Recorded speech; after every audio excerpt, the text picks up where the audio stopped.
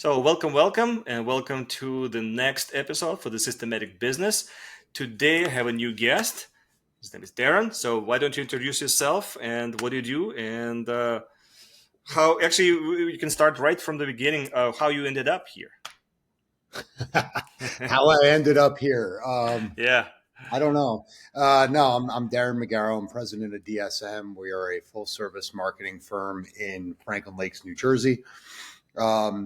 Started the company. I began my career in advertising in a big agency in New York. Did that for about 5 years and decided I was kind of on the verge of getting married. My wife's family has a big quarry business here in New Jersey. They're over 100 years old. And we were getting married and starting a family. And I was spending a lot of times on buses and trains heading to in and to Manhattan. And so I just decided to come out here to another agency in Paramus, New Jersey. Was there for about, I would say, almost 7 months probably. And as I would imagine most entrepreneurs do, um, I felt there was a better way to do it. And so on a Friday, if you really want to go back to the origin story, it was a Friday afternoon. I was getting back from a meeting. One of the clients that they had was T-Mobile. I was getting back from a meeting in Washington, D.C. I took the train back to Newark, the train station in Newark, New Jersey, and I took a car ride home. And I was like, I don't want to do this anymore. And so my wife and mother-in-law were actually down in Florida on vacation. And I went out and bought a rotisserie chicken and a 6-pack of beer. And I went home and waited for my wife to call because in the process of me leaving the train and going back to the office, I had already bought my laptop and went to IKEA and quit my job. And I was starting my agency the following Monday, and nobody knew that except me. And here I am, it'll be 19 years on February 7th. So And how many people do you have right now? 17 people. Hmm. Yep. So from 1 to 17, right?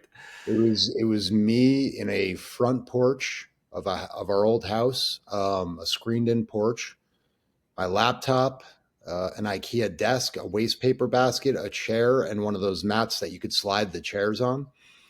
And that was literally how it started. Our first year in 2007, I think we got incorporated and really got going around March. I want to say we got incorporated in February, and we did about $80,000 that first year in revenue. Hmm. And by year two, we were up to $500,000. Nice, Yep. nice. So with that kind of growth, I mean, obviously you were probably even getting better and better, right? Which leads to the first main question that I usually ask on the systematic business. It was like, how did you systematize? I mean, probably it wasn't just based on the gut feeling. Like you had to, especially as you expand, you had more people. How do you systematize it? How did you systematize your business and Yeah. growth, basically? There was there. Well, there was a lot of what's the best way to say this? There was a lot of gut feelings the first year. There wasn't a lot of systems in place. I'm Yeah. just being honest. As we began to grow, though, one of the biggest parts of one of the biggest parts of the systemization of the business was having the right people in place. Hmm. Um, I'm more of a big picture thinker, so to speak.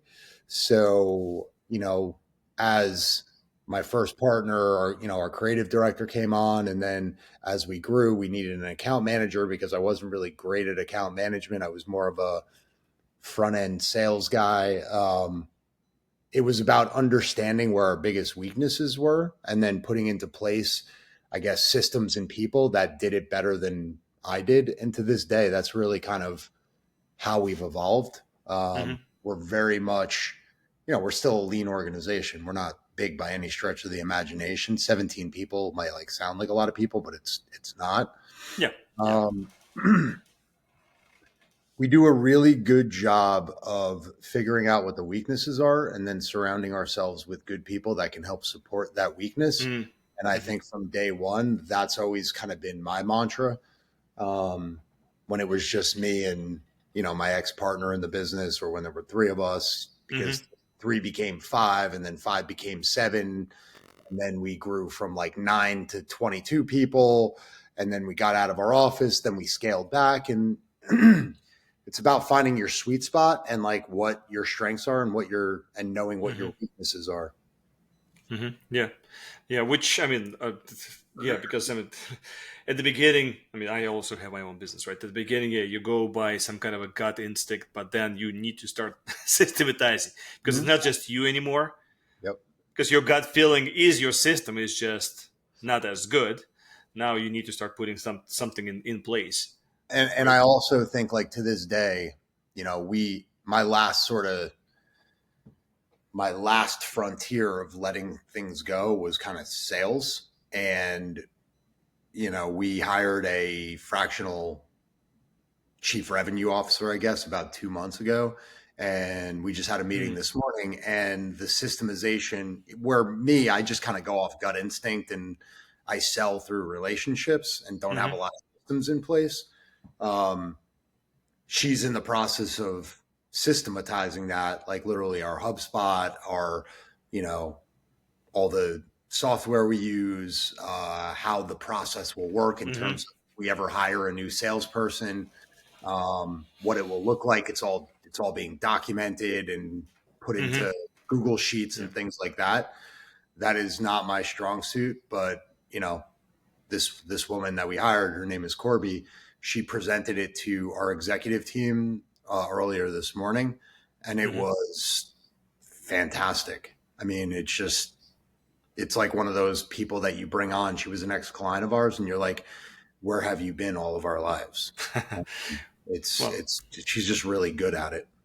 yeah, but that's as you said it before that your main system was basically trying to find the right people, right? The people who you surround yourself with, so Yep. that if you have your weakness, then yeah, obviously you can complement it by somebody who is has as a strength. So Mhm. together you have in the trading world it's called non-correlation. So basically something like when something goes down, the other one goes up. So in this case, it's the same thing that you have your weakness, then but somebody else's strength, that you complemented your weakness with somebody else's strength, and then together you succeed. Right? That's the idea. But how do you manage the risk?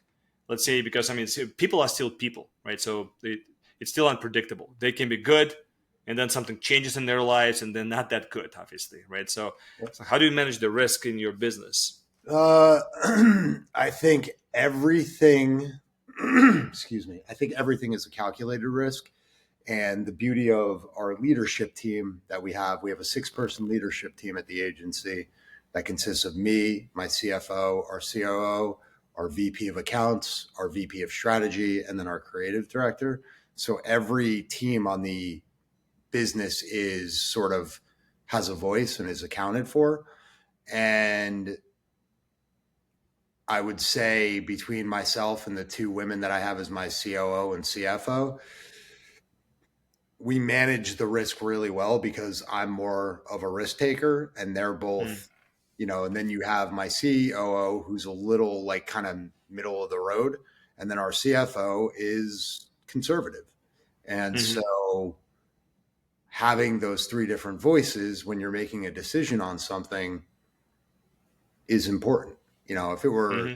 if it were just me making decisions for the last 19 years, we'd be broke. Like we wouldn't, that's because that's my job. My job as the visionary is to Hmm. take risks, is to see beyond what we're doing. But within the confines of an organization, there's only so much money that you have. There's only so much operational capital that you have. Hmm. You have to learn how to balance that, and you have to learn how to manage that accordingly, depending on the situation. But it's almost like in our country, right? You have to have checks and balances. You can't just have one single czar Yep. who is controlling everything, right? You have to have the different checks and balances because that so that you don't do stupid stuff at all times. Yep. Or as you said it, yeah, if it's just one of you, then yeah, there's no guarantee that you will not go broke. Well, So yeah. and again, even with three people and three brains and three opinions. Not every decision is a home run, Yeah, of course. Yeah. but it allows you the ability to see different perspectives Mm-hmm. on something. With me, I'm always pushing forward. Like I'm uber aggressive. I just like I see what's ahead and what the next brick wall is, and like how are we going to run through it. Mm-hmm. And so managing that risk, our COO, she's like, well, we can't do all of this because we don't have the resources available. Or we don't have we don't have the human capital to make this happen right Mm-hmm. now. And Yeah. then our CFO is like, we don't have the money to do this. So you better figure out a way to do this. And that's Mm-hmm. where, that's where the checks and balances, I think, really helps me as a leader to be able to make solid decisions for the entire organization. Mm-hmm. True. So true. But then how do you measure then the success? Like what would be your and adjust based on success? Because again, same idea, right? But then you have people who will be like pushing you down as you get excited about something. So how do you measure the success then? And what do you measure as a success? Is it Uh, customers? Is yeah, it yours or what it is? I think there's obviously always revenue goals as a for-profit company. That's important. For me and for us, I think as a whole, it's a lot about culture. The people that work here know why they're working here, and a lot of us made conscious decisions being as close as we are to Manhattan. A lot of the folks that work here can make way more money working at a job in Manhattan, but they'd also have to be away from their families more. They'd have Mm-hmm. to be commuting. They'd have to be paying taxes to two states. Like there's a lot of things that go into it. So to be able to have a job where you're making a good living, your hours, I mean, unless something is crazy on fire, like we have a client that's launching a new website or was supposed to this week. And then, Slack came through late last night that, we can't launch yet. We got to wait till next week because there's some last minute things. Like people are working normal hours. They get time with their families. They get to go to their kids' games, things like that. That's the culture part of it for us as a company our size. Obviously, monetary considerations are important, but I think the culture, like people understand that they can make more somewhere else, but they choose to have a good work-life balance. And I think that's, for at least for me, coaching my son for 6 years when he played Mm-hmm. football and 3 years playing or 4 years playing lacrosse, like it's allowed me opportunities that I could probably be making more money somewhere working in Manhattan, but I wouldn't have had these opportunities to be able to see my kids play sports or Mm-hmm. their concerts or whatever it is. Mm-hmm. True. So then so the measure of success, as you said, it's more like a culture then. Or what else do you do as a measure of success? I'm just trying to understand from that perspective. I mean, besides the monetary, obviously, measure success. Yeah, I think for me, if you're talking about me, I think it's providing, I'm supporting or helping to support 15 or 16 other families right now. Mm-hmm. That to me is a big goal, and something that there's always sort of the risk reward part of it because it's always awesome. We have a young lady who just went out at the end of last week on maternity leave, and she's going to come back in a few months with a new child. Mm-hmm. And so it's awesome to be there through these events. But on the flip side of it, it's more responsibility. And, it's something that, in my personal opinion, if you're leading a company and that's not important to you, you're missing out on a lot of what being a leader is. Mm-hmm. Mm-hmm. That is true. That is true. That's probably how you are a leader, not just hey, I'm here just to make money, kind of approach, right? So, Well, yeah. yeah. When things are good, you push the praise to other people. And when things are bad, you're the one who's ultimately going to have to face the firing squad and deal with the consequences. But that's Yeah, all a part of the game. yeah, true, true. So let me switch the gears just a little bit. Okay, so because the audience that I have, they're usually high net worth people, but they are systematic traders, right? So they talk about the systematic trading. So they do the rule-based trading. Basically, that's what systematic trading is. So if we talk about the investments on your side, I don't know if it's from your company perspective or your personal perspective, how do you systematize that part? Or if you do you outsource it somewhere or do you do it yourself? I'm just I curious from that yeah, perspective. a little bit of both. So I obviously have my portfolio that I run myself, or the trading that I do myself. Hmm. And on the other side of it, I have a professional that helps me with it if I ever need something. But I I I like having control of it. I like doing it myself.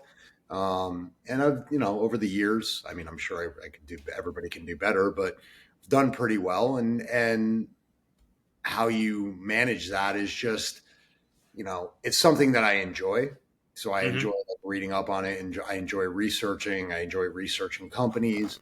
It's part of the natural curiosity that I have that I think's helped me in my company be a good leader, because at the end of the day, marketing is really all about hearing what's hindering somebody's business and trying to put in place a plan to help them overcome those hindrances. I mean, that's really at its core, that's what marketing is. Hmm. So I think that's helped me, on the business side of it. But with my side, um, yeah, I kind of navigate my own stuff. I do have a 401k that's run by somebody else, but I Hmm. enjoy doing it. And I guess from a risk standpoint, it's been, if I make the wrong trade, or if I do something that's not good, I only have myself to blame. And Hmm. so that to me, that accountability, I think, kind of is the checks and balances that I need. I'm not just going crazy with money I don't have or anything like that. Hmm. So Okay, great. But then on the flip side, obviously, what are your challenges with that? Do you have any challenges? um, the challenges are, I'm sure if I had a professional, they'd know, that's their job. They know way more than me. Um, Hmm. and again, I'm not talking about like I don't have millions of dollars that I'm throwing around at like stocks and bonds and all that Hmm. stuff. But I, I'm I've always been a little stubborn that I try to do things myself. So I guess in that regard, that's where the risk is. If you Hmm. something and it's not the best thing, I don't. The risk for me is that I don't have all the information at my fingertips that a professional would have. Hmm. Okay. So May not be necessarily true, to be honest, because a lot of times we think that professionals have more information than what we do, but in reality, a lot of times they are as clueless as we are. They just because we know that they're professionals, they think that they know. It's like the same thing that like somebody from outside looks at your company, they think that you're God, but then you know your own company, like, oh man, I don't know this part, I don't know that part, I need to research this, right? So it's like there are two different things of the. It's just we look at the professionals. Like I am literally professional right now in the trading world. yep. Do I know everything? Of course not. So it's like Yeah, if you talk to me, we can talk about all kinds of things, but it doesn't mean that I know everything. It's impossible to know everything. perception is reality, and so you know, um, from the standpoint of what you're saying, having that accountability for us. People come to us and they're like, "Oh, this you're in marketing. You should know everything." And I'm like, Yeah. I don't know everything, and not every idea that we put forth for a client is going to be an 8-run home run. That's not how it Yeah. works. Exactly. Yeah. You do know a lot because I've been there for a long time, right? So you do know a lot of things, but do you know everything? It's impossible. But again, from somebody from outside, they will think that you know everything. Is the next hype about the marketing, like, oh, do you use AI for it?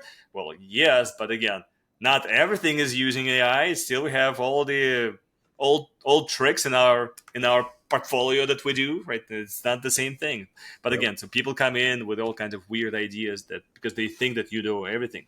Yep. Which actually leads me to the last question that I wanted to ask is, so imagine that you have your business, right? And you systematized it because you surrounded yourself with the specific people to compensate for your weaknesses, right? So again, not everything's possible. So you don't have hundreds of people, you have only a certain number of people, right? Now here's your investments that looks like that by what you're saying that you prefer to manage yourself. I mean, yes, 401k you're managing by somebody else, but majority of it you're managing yourself. So now what if you were doing the same kind of approach? I'm not leading you to this. I'm just curious.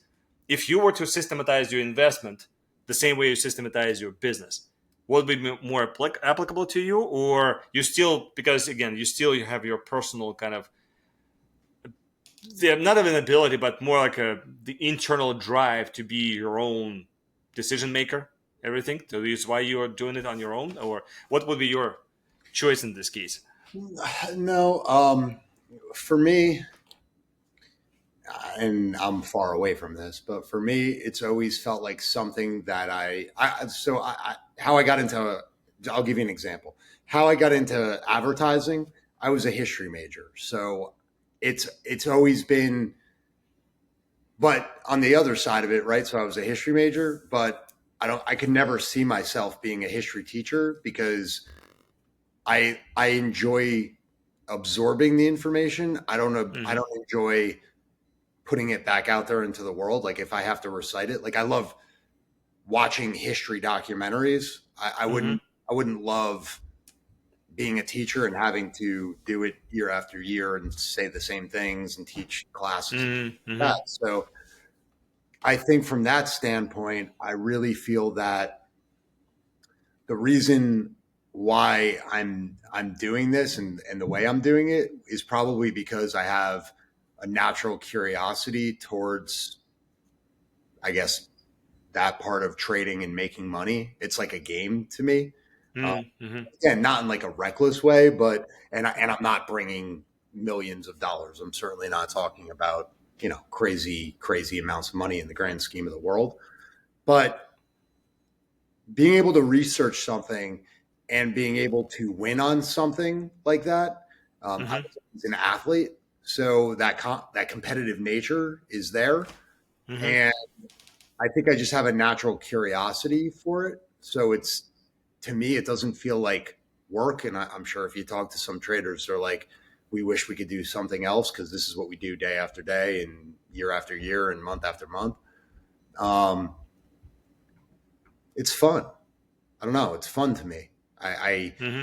I have a natural affinity and curiosity for it, and I've picked a lot more winners than losers. So it's something that I don't take lightly. I don't, I'm not gambling money away just frivolously. Um, I didn't grow up with a whole heck of a lot. So everything to me, my portfolio literally started with $10,000 and it's grown to what it is today. Just Mm-hmm. me and learning and trying to listen to what's happening and why this is happening and what's working in the world and how that translates to the markets and things like that. I could see myself doing this whenever I stop doing marketing or whenever that is. I'm not saying Mm-hmm. but Yeah. whenever I stop doing what I'm doing now, I could see myself doing that because I have a natural affinity and I enjoy learning about it. Mm. Yeah. Sounds good. Yeah. As I said, there's no right or wrong answer. It's like whatever you feel like it, right? In this case.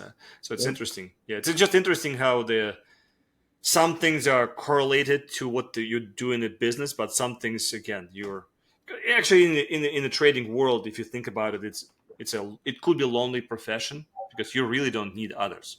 You can have only yourself. It's like I personally do the opposite. I mean, I do trade a lot, but I like to teach. I actually like to teach to people and to coach them how to do it the right way, the way that I do it, so that I don't feel lonely. Mhm. Because I feel like that I am improving better by teaching somebody else. So, I but mean, that's it. It's a different story for me, right? and I don't want that to Yeah, come out wrong. Like I yeah, coach football. I love coaching kids and everything like yeah. that. Okay.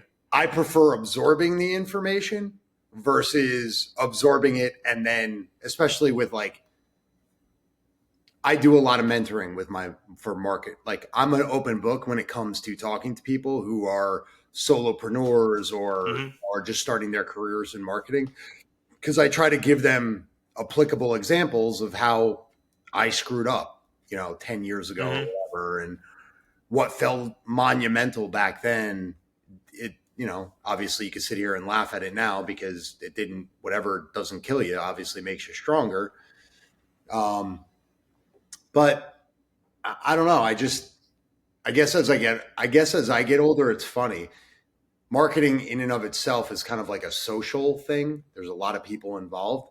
And as I get older, I still love being around people and whatever, but I do it a lot less than I did when I was young. I used to be a social butterfly, and now there are parts of me, I still love going out and still love going to sporting events and doing stuff like that with groups of people. But as I get older, I'm more protective with my alone time or with my time with my family, so I don't always love being out and about anymore the way I used to. That's true. I think that's age. As I'm getting older, it's pretty much the same thing. Yeah. Okay. We used to go to a lot more parties or meeting with a lot more friends. Right now, it's kind of like, it still happens. We still have friends, but just we don't meet as often. Yeah. I don't know. It's just, alone time sometimes is useful.